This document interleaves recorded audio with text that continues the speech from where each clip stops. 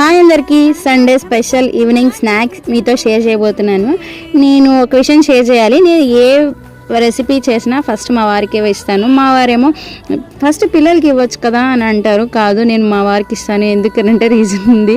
ఏంటంటే ఆయన నచ్చింది ఓకే అన్నాక నేను ఇంకా అప్పుడు ఇంట్లో అందరికీ ఇస్తాను అనమాట. లేదు అన్నారు అంటే కనుక ఇంకా అవి ఫినిష్ అవ్వవు. దాన్ని బట్టి క్వాంటిటీ నేను చేస్తూ ఉంటాను అనమాట, వేస్ట్ చేయకుండా.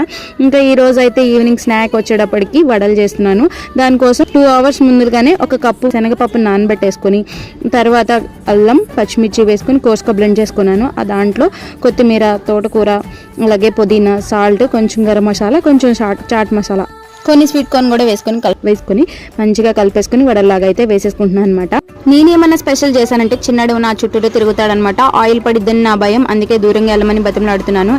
వడల టేస్ట్ అయితే చాలా బాగున్నాయి. తప్పకుండా ట్రై చేయండి. వీడియో నచ్చినట్లయితే లైక్ చేయండి, సబ్స్క్రైబ్ చేయండి. Thank you for watching.